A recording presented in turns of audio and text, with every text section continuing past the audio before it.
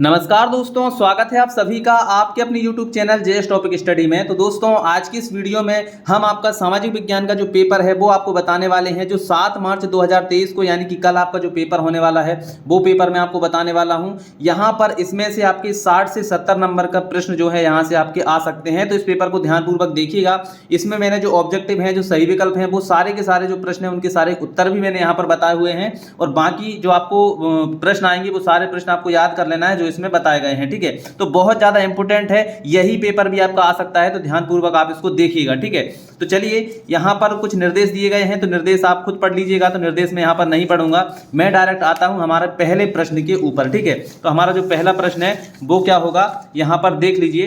पहले प्रश्न में आपको बताया जाएगा सही विकल्प चुनकर लिखिए। सही विकल्प चुनकर आपको लिखना होगा। तो पहला हमारा विकल्प क्या है, पेरियार राष्ट्रीय उद्यान कहां पर है। पेरियार राष्ट्रीय उद्यान कहां पर है, तो ऑप्शन ए है, ऑप्शन आ है केरल, बा है मेघालय, सा है सिक्किम, दा है उड़ीसा। तो इसका सही आंसर क्या है, केरल। पेरियार राष्ट्रीय उद्यान कहां पर है, केरल में स्थित है। दूसरा है हमारा हीराकुंड परियोजना संबंधित है। हीराकुंड परियोजना किससे संबंधित है, तो ये एक बांध है। ठीक है, जो बांध है वो कहां पर बना हुआ है, महानदी बेसिन पर ये बना हुआ है। ठीक है, तो इसमें ऑप्शन आपको दिए गए हैं, इसका सही आंसर है महानदी बेसिन पर ये बांध बना हुआ है। इसके बाद में है फ्रांसीसी क्रांति हुई थी। फ्रांसीसी क्रांति कब हुई थी, 1788 में, 1789 में, 1791 में या 1790 में। तो 1789 में जो है फ्रांसीसी क्रांति हुई थी। फिर इसके बाद में आता है रोलेट एक्ट पारित हुआ था। कब पारित हुआ था, तो ये हुआ था 1919 में। और ये 4 ऑप्शन और दिए हुए हैं, तो इसका जो सही आंसर है वो क्या है, 1919 में रोलेट एक्ट पारित किया गया था। इसके बाद में अगला है कोलकाता के द्वारका नाथ टैगोर 1830 से 40 के दशक में प्रसिद्ध थे। किस रूप में प्रसिद्ध थे वो हमें बताना है। तो ए हमें दिया गया है लेखक के रूप में, बा हमें दिया गया है कवि के रूप में, सा उद्यमी के रूप में, या दा राजनेता के रूप में। तो वो जो थे उद्यमी के रूप में प्रसिद्ध थे। ठीक है, तो ये आपके यहाँ पर 5 ऑब्जेक्टिव हो गए हैं। इसके बाद में हमारा अगला क्वेश्चन क्या आएगा, देखिए एक और है यहाँ पर, देखिए मानव विकास रिपोर्ट हर साल जारी करता है। मानव विकास रिपोर्ट हर साल जारी करता है, कौन जारी करता है, तो वो करता है यूएनडीपी। ठीक है, यूएनडीपी जो है वो जारी करता है। ठीक है, इसके बाद में यही जो आपको अंग्रेजी में देखने को मिलेंगे, तो आप अगर इंग्लिश मीडियम के हैं तो आप इसको करें, और हिंदी मीडियम से हैं तो आप इन वालों को सॉल्व करें। ठीक है, चलिए अगला प्रश्न आपके लिए दिया गया है, दूसरा प्रश्न। यहां पर देखिए दूसरा प्रश्न है रिक्त स्थानों की पूर्ति कीजिए। रिक्त स्थानों की पूर्ति करना है। तो देखिए यहां पर पहला है धर्म के आधार पर भेदभाव ना करने वाले व्यक्ति को क्या कहते हैं, तो यहां पर मैंने इसका उत्तर लिखा हुआ है धर्मनिरपेक्ष कहते हैं। ठीक है, तो इसका आंसर क्या हो जाएगा, धर्मनिरपेक्ष हो जाएगा। अगला है महात्मा गांधी 1915 में भारत लौटे, इसके पहले वे कहां पर थे, दक्षिण अफ्रीका में थे। ठीक है, कहां पर थे, दक्षिण अफ्रीका में थे। उसके बाद में अगला है औसत आय को खालिस्तान भी कहा जाता है। औसत आय को प्रति व्यक्ति आय भी कहा जाता है। इसका आंसर क्या है, प्रति व्यक्ति आय है। ठीक है, अगला है बेल्जियम में खालिस्तान सरकार है।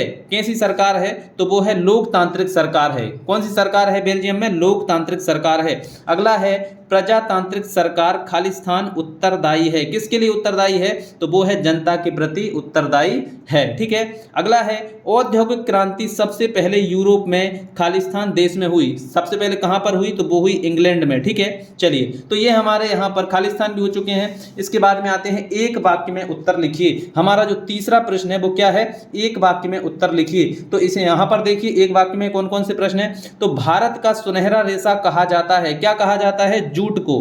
भारत का सुनहरा रेशा किसे कहा जाता है, जूट को कहा जाता है। अगला है सूचनाओं का आदान प्रदान किस तंत्र से शामिल है, तो वो वहां पर क्या हो जाएगा, इसका आंसर संचार तंत्र। सूचनाओं का आदान प्रदान कहां से होता है, संचार तंत्र से होता है।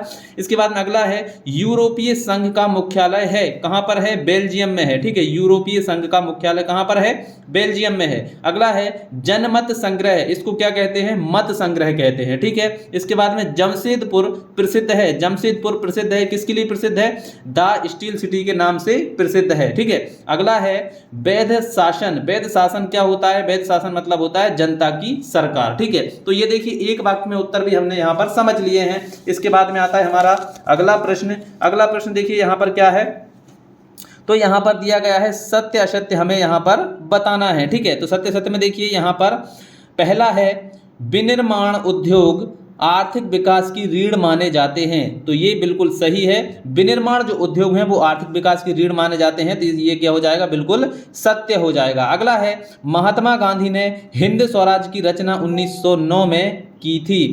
1909 में की थी, तो ये भी बिल्कुल सही है, 1909 में ही की थी। ठीक है, रिंडरपेस्ट पशु रोग था जो 1890 में फैला था। ठीक है, तो 1890 में ये फैला था, तो ये भी बिल्कुल सत्य है। इसके बाद में आ जाएगा, शिक्षक, वकील, पुलिस व डॉक्टर की सेवाएं उत्पादन में प्रत्यक्ष रूप से योगदान देती हैं। तो ये यहाँ पर देखिए, ये जो है उत्पादन नहीं करते हैं, उत्पादन में ये प्रत्यक्ष रूप से शामिल नहीं है, तो यहाँ पर ये क्या हो जाएगा, ये हो जाएगा असत्य। ठीक है, क्लियर है। चलिए अगला है, यहाँ पर महिलाओं के लिए पंचायतों में 1/3 स्थान आरक्षित हैं। तो ये भी गलत है, यहाँ पर क्या है, 1/3 नहीं है, ये क्या है, 50% है। ठीक है, तो यहाँ पर ये 1/3 जो है वो असत्य हो जाएगा। ठीक है, अगला है, लोकतंत्र का आधार गरिमा और आज़ादी है। लोकतंत्र का आधार गरिमा और आज़ादी है, तो ये भी बिल्कुल सत्य है। तो यहाँ पर देखिए, हमारा चौथा प्रश्न भी बिल्कुल सही हो चुका है। अब आते हैं हमारा पांचवा, सही जोड़ी बनाइए। ठीक है, तो यहाँ पर हमें क्या करना है, सही जोड़ी बनाकर लिखना है। तो सबसे पहले देखिए, ऑयल इंडिया लिमिटेड, तो ऑयल इंडिया लिमिटेड जो है वो कौन से उद्योग में आता है, वो आता है संयुक्त उद्योग में। ठीक है, अगला है, श्रीलंका की राजधानी क्या है, श्रीलंका की राजधानी है कोलंबो। ठीक है, इसके बाद में तूतीकोरन पत्तन, ये क्या है, ये एक बंदरगाह है और ये कहां पर है, तमिलनाडु में स्थित है। ठीक है, इसके बाद में आता है मछली पालन। मछली पालन क्या होता है, ये प्राथमिक क्षेत्र के अंतर्गत में आता है। ठीक है, बैंकों का बैंक, बैंकों का बैंक क्या होता है, रिजर्व बैंक ऑफ इंडिया, ये होता है। ठीक है, असहयोग आंदोलन कब चलाया गया था, 1920 में चलाया गया था। ठीक है, तो ये हमारे जो सही विकल्प हैं, जोड़ी हैं, सत्य सत्य हैं, ये सारी चीजें हो चुकी हैं। अब आते हैं बड़े बड़े प्रश्न, ठीक है, जो आपको ज्यादा नंबर दिलाते हैं। ठीक है, तो यहां पर देखिए, 2-2 नंबर में यहाँ पर प्रश्न यहाँ पर दिए गए हैं। तो यहाँ पर आपको ऑप्शन दिए गए हैं, या तो आप इसको कर सकते हैं या इसको कर सकते हैं। तो हमारा देखिए यहाँ पर क्या है, संसाधन के प्रकार लिखिए।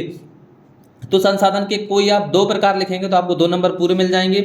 इसके बाद में मृदा संसाधन क्या है, इसका भी आप आंसर लिख सकते हैं। ठीक है, चलिए इसके बाद में यहाँ पर छठवां हो चुका है। अब आइए 7वें पर। तो देखिए यहाँ पर क्या है, जलोढ़ मिट्टी क्या है, जलोढ़ मिट्टी क्या है, इसका अथवा क्या है, संसाधन नियोजन के प्रमुख सोपान लिखिए। तो यहाँ पर भी ये 2-2 नंबर में दिए गए हैं। तो आप चाहें तो इसको भी 2 ऑप्शन लिख सकते हैं, इसके भी 2 आंसर लिख सकते हैं, तो ये आपका 2 नंबर आपको दे दिए जाएंगे। ठीक है, इसके बाद में देखिए प्रश्न 8, झूम खेती क्या है, झूम खेती क्या है, इसके अथवा में ये दिया गया है, रबी और खरीफ की फसलों के 5-5 नाम लिखिए। तो ये भी आप कर सकते हैं। तो ये बहुत ही आसान है, बस आपको ध्यानपूर्वक इनको पढ़ना है। ठीक है, एक एक बार आप पढ़ेंगे तो ये याद हो जाएंगे और आपको यहाँ पर ये 2-2 नंबर में देखने को मिलेंगे। अगला है देखिए, विनिर्माण क्या है, विनिर्माण क्या है, इसके अथवा में ये दिया गया है, संयुक्त उद्योग क्या है। तो आप या तो इसे कर सकते हैं या इसे कर सकते हैं, ये भी आपका 2 नंबर में पूछा जाएगा। इसके बाद में यहाँ पर है अगला, परिवहन के कौन कौन साधन है, परिवहन के साधन कौन कौन है वो हमें बताना है, या फिर इसके अथवा में जल परिवहन क्या है। ठीक है,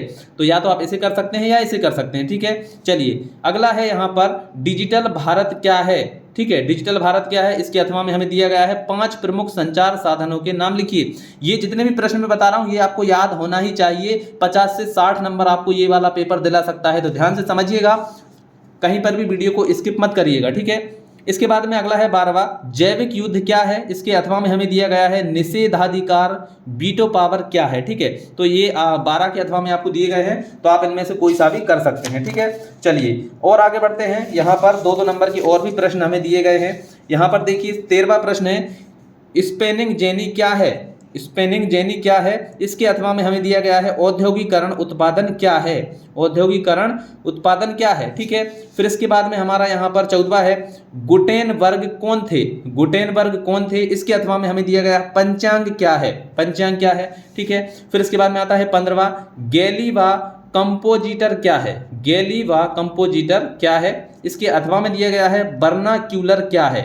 ठीक है, अगर आपको ये समझ में नहीं आ रहे हैं ये वाले प्रश्न, तो आप अपनी बुक को ध्यान से पढ़िएगा तो आपको ये समझ में आ जाएंगे। ठीक है, और मोस्ट आईएमपी प्रश्नों में भी आप इनको देख लीजिएगा। इसके बाद में 16वां हमें दिया गया है, द्वितीयक क्षेत्र क्या है, द्वितीयक क्षेत्र क्या है, अथवा में हमें दिया गया है, प्राथमिक द्वितीयक एवं तृतीयक क्षेत्र के 2-2 उदाहरण लिखिए। ठीक है, तो यदि आप यहाँ पर 2-2 उदाहरण लिखेंगे तो आपको 2 नंबर पूरे दे दिए जाएंगे। इसके बाद में है, आयात निर्यात क्या है। ठीक है, आयात निर्यात क्या है, चलिए इसके अथवा में देखते हैं, इसके अथवा में क्या है।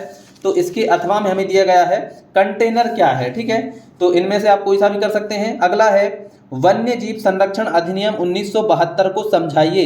वन्य जीव संरक्षण अधिनियम 1972 क्या है, इसको आपको समझाना है। अगर आपको ये नहीं आ रहा है, इसके अथवा में दिया गया है वन एवं वन्य जीव संसाधनों के प्रकारों को समझाइए। ठीक है, चलिए इसके बाद में 19वां है मुद्रा क्या है, इसके कार्यों को समझाइए। ठीक है, ये नहीं आता है, इसके अथवा में इसको कर सकते हैं मुद्रा विनिमय का एक माध्यम है, समझाइए। ठीक है, इन दोनों में से कोई सा भी आप कर सकते हैं। 20वां दिया गया है संघवाद क्या है, इसकी विशेषताएं लिखिए। इसके अथवा में दिया गया है सत्ता के विकेंद्रीकरण से क्या आशय है, समझाइए। ठीक है, इसके बाद में अगला है भारत के मानचित्र में कोयला उत्पादन क्षेत्र को दर्शाइए। ये वाला जो प्रश्न है आपके 4 नंबर में पूछा जाएगा। ठीक है, इसके अथवा में है ऊर्जा संसाधन के संरक्षण की आवश्यकता क्यों है, समझाइए। तो ये भी 4 नंबर में आपसे पूछा जाएगा। ठीक है, चलिए लास्ट की कुछ प्रश्न है, इनको भी देख लेते हैं। तो देखिए यहाँ पर क्या है, सविनय अवज्ञा आंदोलन क्या है, समझाइए। ये जो है बहुत ज्यादा इंपॉर्टेंट है, इस प्रश्न को तो आप देख ही लीजिएगा, 4 नंबर में पूछा जाएगा। इसके बाद में अथवा में दिया गया है साइमन कमीशन क्या है, समझाइए। ठीक है, तो ये दोनों बहुत ज्यादा इंपॉर्टेंट है। 23वां है लोकतंत्र में राजनीतिक दलों की भूमिका को समझाइए। इसके अथवा में दिया गया है क्षेत्रीय दल व राजनीतिक दलों के बीच क्या अंतर है, समझाइए। तो ये था आपका सामाजिक विज्ञान का पेपर। इसमें से बहुत सारे प्रश्न आने की संभावना है और ये जो प्रश्न है बिल्कुल रियल पेपर की तरह है, बहुत ज्यादा मोस्ट इंपोर्टेंट प्रश्न आपको यहाँ पर देखने को मिलेंगे। तो पेपर को ध्यानपूर्वक समझिएगा, अच्छे से प्रश्नों को याद करिएगा। अगर समझ में नहीं आ रहा है, वीडियो को और 1-2 बार और देख लीजिए, सारे प्रश्न आप यहाँ पर समझ जाएंगे और उनको आप अच्छे से याद करके कल का पेपर जो है आप बहुत अच्छे से देकर आइएगा। तो चलिए दोस्तों, आज की इस वीडियो में इतना ही, मिलते हैं अगली वीडियो में, तब तक के लिए जय हिंद, जय भारत।